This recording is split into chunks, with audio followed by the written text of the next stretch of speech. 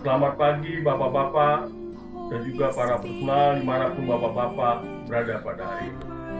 Nats kita diambil dari Yohanes 14 ayat 15 sampai 26. Sebelumnya, marilah kita berdoa. Ya Tuhan Bapa, terima kasih Tuhan bahwa Engkau telah beserta dengan kami hingga saat ini. Ya Tuhan Bapa, ajari kami Tuhan supaya kami dapat mengerti dan memahami isi firman-Mu ini Tuhan, dan juga dapat menerapkannya dalam kehidupan kami sehari-hari Tuhan. Dan suruh Roh Kudus-Mu Tuhan bersama-sama dengan kami, dan kami dapat memberitakan firman-Mu ini ya Tuhan. Terpujilah nama-Mu, di dalam nama anak-Mu, Kristus Yesus Tuhan kami. Amin. Nas kita diambil dari Yohanes 14 ayat 15 sampai 26. Demikian bunyinya. Yesus menjanjikan penolong. Jikalau kamu mengasihi aku, kamu akan menuruti perintah-perintahku. Aku akan minta kepada Bapa, dan ia akan memberikan kepadamu seorang penolong yang lain, supaya ia menyertai kamu selama-lamanya, yaitu Roh kebenaran. Dunia tidak dapat menerima dia, sebab dunia tidak melihat dia dan tidak mengenal dia. Namun kamu mengenal dia, sebab ia menyertai kamu dan akan tinggal di dalam kamu. Aku tidak akan meninggalkan kamu sebagai yatim piatu. Aku akan datang kepadamu. Sesaat lagi dunia tidak akan melihat aku lagi, tetapi kamu akan melihat aku. Sebab aku hidup dan kamu pun akan hidup. Pada waktu itulah kamu akan tahu bahwa aku di dalam Bapakku, dan kamu di dalam aku, dan aku di dalam kamu. Siapa yang memegang perintah-perintahku dan melakukannya, dialah yang mengasihi aku. Siapa yang mengasihi aku, dia akan dikasihi oleh Bapakku, dan aku pun akan mengasihi dia, dan akan menyatakan diriku kepadanya. Yudas yang bukan Iskariot berkata kepadanya, Tuhan, apa sebabnya engkau hendak menyatakan dirimu kepada kami dan bukan kepada dunia? Jawab Yesus, jika seseorang mengasihi aku, ia akan menuruti firman-Ku, dan Bapakku akan mengasihi dia, dan kami akan datang kepadanya dan tinggal bersama-sama dengan dia. Siapa saja yang tidak mengasihi aku, ia tidak menuruti firman-Ku. Firman yang kamu dengar itu bukanlah dari aku, melainkan dari Bapa yang mengutus aku. Semuanya itu kukatakan kepadamu selagi aku berada bersama kamu. Namun, penolong, yaitu Roh Kudus, yang akan diutus oleh Bapa dalam namaku, dialah yang akan mengajarkan segala sesuatu kepadamu dan mengingatkan kamu akan semua yang telah kukatakan kepadamu. Demikianlah firman Tuhan, berbahagialah yang mendengar dan memeliharanya. Amin. Nah, sini saya ambil tema yaitu mengenai kasih, ketaatan, dan Roh Kudus. Saudara-saudara yang terkasih dalam nama Tuhan Yesus, hari ini kita dapat berkumpul untuk merenungkan sebuah firman Tuhan yang sangat mendalam dan penuh kuasa, yaitu dari Yohanes 14 ayat 15 sampai 26 ini. Saudara-saudara yang terkasih, ini adalah bagian dari percakapan terakhir Yesus dengan para muridnya sebelum penyaliban. Yesus berbicara tentang kasih, berbicara tentang ketaatan, dan juga berbicara tentang janji akan kehadiran Roh Kudus. Dalam dunia yang penuh ketidakpastian, pesan ini menjadi sumber kekuatan dan penghiburan bagi kita semua. Dalam beberapa menit ke depan, mari kita membuka hati dan pikiran kita dan membiarkan firman ini membentuk kehidupan kita. Di ayat Yohanes 14 ayat 15 mengatakan, Yesus berkata, "Jikalau kamu mengasihi aku, kamu akan menuruti perintah-perintahku." Ini adalah bagian kasih yang sejati yang menghasilkan ketaatan yang murni. Dan dalam kalimat ini juga kita melihat bahwa kasih kepada Kristus tidak cukup hanya dengan perkataan verbal. Kasih sejati kepada Yesus membutuhkan tindakan nyata. Yaitu apa, Bapak-bapak dan Ibu? Yaitu adalah ketaatan. Ini bukan ketaatan karena takut atau paksaan, tapi ketaatan yang lahir dari kasih yang tulus. Di dalam dunia modern sekarang, kasih sering disamakan dengan perasaan atau emosi. Namun di dalam Injil Yohanes ini, kasih adalah komitmen. Di sini disebutkan bahwa Injil Yohanes adalah kasih dan ketaatan. Dan ini di Injil Yohanes ini disebut adalah kasih dan ketaatan itu menjadi satu paket. Kenapa? Karena ketika kita mengasihi Tuhan, maka hidup kita harus mencerminkan nilai-nilai kerajaan Allah. Contohnya apa, saudara-saudara? Yaitu adalah pengampunan, keadilan, kerendahan hati, dan belas kasihan. Dan bagaimana Bapak-bapak dan Ibu menerapkannya dalam kehidupan sehari-hari, yaitu adalah bagaimana Bapak-bapak bisa mencerminkan kasih kepada Kristus, yaitu melalui ketaatan sehari-hari. Yaitu juga bisa memilih untuk hidup sesuai dengan firman Tuhan, baik di tempat kerja, dalam keluarga, maupun di tengah-tengah masyarakat. Di Yohanes 14 ayat 16 sampai 17 ini, yaitu mengenai Roh Kudus, yaitu penolong sejati dalam dunia yang penuh ketidakpastian. Di sini Yesus tidak hanya memberikan perintah, tapi juga memberikan penolong. Bapak-bapak bisa mengerti bagaimana ketika Bapak ditolong orang. Nah, ini Tuhan Yesus memberikan penolong.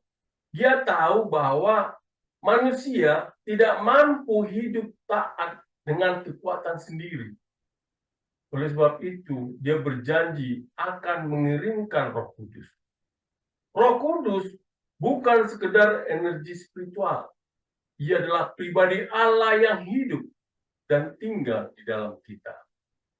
Di sini juga bahwa dijelaskan di sini bagaimana dalam Injil ini ada pneuma dalam Injil Yohanes adalah sebagai kekuatan yang membimbing dan juga menghidupkan. Nah, dalam dunia yang terus berubah dan sering menyesatkan, oleh karena itu kita harus memiliki Roh Kudus untuk membimbing kita dalam seluruh kebenaran. Seperti kita umpamakan, Roh Kudus bisa menjadi seperti GPS spiritual kita. Dan ini mengarahkan langkah-langkah kita, memberikan hikmat saat kita bingung, dan juga memberikan kekuatan ketika kita lemah. Saudara-saudara yang terkasih dalam nama Tuhan Yesus, apakah Bapak-bapak dan Ibu memberi ruang kepada Roh Kudus dalam hidup kita? Apakah Bapak-bapak dan Ibu terlalu sibuk dengan agenda Bapak dan Ibu, sehingga suara Roh Kudus tenggelam? Di sini kita diajari bagaimana Roh Kudus itu hidup di dalam kita dan bagaimana kita selalu membiarkan diri kita berbicara Roh Kudus dalam kita supaya suara Roh Kudus tidak menjadi tenggelam. Yohanes 14 ayat 26 mengatakan ketika yaitu mengenai Roh Kudus sebagai pengajar dan mengingat firman. Di sini Yesus menjanjikan bahwa Roh Kudus akan mengajarkan segala sesuatu dan mengingatkan kita akan semua yang telah Dia katakan. Ini berarti Roh Kudus bekerja dalam proses belajar dan mengingat firman Tuhan. Saudara-saudara terkasih, tanpa Roh Kudus, Alkitab hanyalah teks biasa. Tapi ketika Bapak-Bapak membaca Alkitab dengan bantuan Roh Kudus, firman menjadi hidup dan juga firman menjadi mengubah.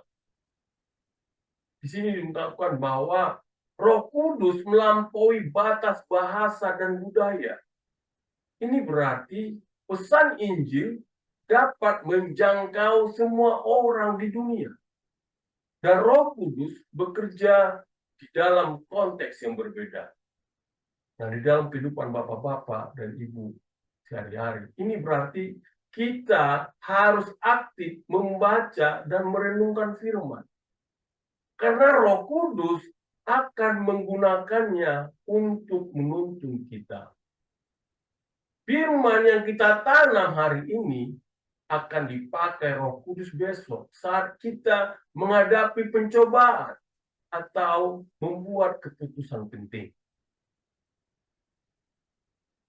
Di ayat 27 mengatakan, damai sejahtera yang melampaui dunia. Yesus berkata bahwa damai sejahtera yang ia berikan tidak sama dengan damai dari dunia. Dunia memberikan damai yang bergantung pada keadaan. Ketika ekonomi stabil, ketika keluarga harmonis, ketika tubuh menjadi sehat, barulah dunia merasa damai. Namun, damai dari Kristus hadir bahkan dalam badai. Di sini kita diajarkan, saudara-saudara yang terkasih, bahwa damai Kristus berasal dari kehadiran Allah yang tinggal bersama kita melalui Roh Kudus. Damai itu tidak bisa diambil oleh apapun, oleh kehilangan pekerjaan, baik oleh penyakit maupun oleh kematian. Saudara-saudara yang kasih dalam nama Tuhan Yesus, ketika dunia panik, umat Allah akan tenang. Bapak-bapak dan ibu menjadi tenang. Nah, ketika orang lain takut, umat Allah, bapak-bapak dan ibu menjadi berharap. Karena damai Kristus bukanlah teori, tetapi pengalaman nyata yang ditawarkan bagi setiap orang percaya, seperti bapak-bapak dan ibu. Yohanes 14 ayat 23, yaitu menjadi tempat kediaman Allah. Yesus berkata bahwa Bapa dan Dia akan tinggal bersama orang yang mengasihi dan menaatinya. Bapak-bapak dan ibu, kalau kita lihat dan cerna, ini adalah bahasa bait suci. Dari perjanjian lama, bait Allah adalah tempat kudus di mana hadirat Allah berdiam. Di dalam perjanjian baru, Yesus menjadi bait itu, dan kini melalui Roh Kudus kita juga menjadi tempat kediaman Allah. Hal ini juga menjelaskan kita bahwa dalam sini ada konsep bait berpindah dari tempat fisik ke komunitas orang percaya. Bapak dan Ibu dan kita semuanya adalah bait Allah yang bergerak, yang membawa terang dan kasih Allah kemanapun kita pergi. Nah, di sini kita bisa belajar bahwa ketika kita dipanggil untuk hidup dalam kekudusan, karena ada kehadiran Allah tinggal di dalam kita. Gereja bukan hanya bangunan, tapi persekutuan umat Allah yang hidup dalam kasih dan kebenaran. Saudara-saudara yang terkasih dalam nama Tuhan Yesus, Mazmur Yohanes 14 ayat 15 sampai 28 ini bukan sekedar bagian Alkitab yang kita baca sekali dalam setahun. Ini Bapak-bapak dan Ibu, ketika Bapak dan Ibu mengulang-ulang membacanya, ini adalah menjadi peta kehidupan Bapak-bapak dan Ibu. Karena kasih kepada Kristus menuntut ketaatan. Ketaatan dimampukan oleh Roh Kudus. Roh Kudus mengajarkan kita, memberikan damai, dan menjadikan kita tempat kediaman Allah. Lalu apa yang kita bisa lihat dalam hal ini adalah kita bisa merenung dan menjadi renungan buat kita dalam kehidupan kita sehari-hari adalah apakah Bapak dan Ibu sungguh-sungguh mengasihi Kristus? Apakah Bapak dan Ibu hidup dalam ketaatan? Apakah juga Bapak dan Ibu dan kita semuanya memberi ruang bagi Roh Kudus bekerja dalam kehidupan kita? Atau apakah Bapak dan Ibu dan kita semua juga menjadi tempat di mana dunia dapat melihat kehadiran Allah? Saudara-saudara yang terkasih dalam nama Tuhan Yesus, mari kita tidak hanya menjadi pendengar firman, jadilah kita menjadi pelaku firman. Mari hidup dalam kasih, hidup dalam kebenaran, dan hidup dalam kuasa Roh Kudus. Karena di sanalah kehidupan sejati dimulai. Tuhan berberkati kita. Amin. Mari kita berdoa. Ya Tuhan Bapa, kami telah mendengarkan firman-Mu Tuhan. Ya Tuhan Bapa, ajari kami Tuhan supaya kami dapat selalu memberikan kasih kepada kami, kepada semua saudara-saudara kami Tuhan, dan selalu menatinya Tuhan. Dan biarkanlah Tuhan Roh Kudus bersama-sama dalam kehidupan kami Tuhan. Dan kami ketika kami mengambil keputusan apapun yang kami lakukan ya Tuhan, Roh Kudus selalu beserta dengan kami dan menuntun kehidupan kami Tuhan. Terpujilah nama-Mu, di dalam nama Anak-Mu, Kristus Yesus Tuhan kami. Amin.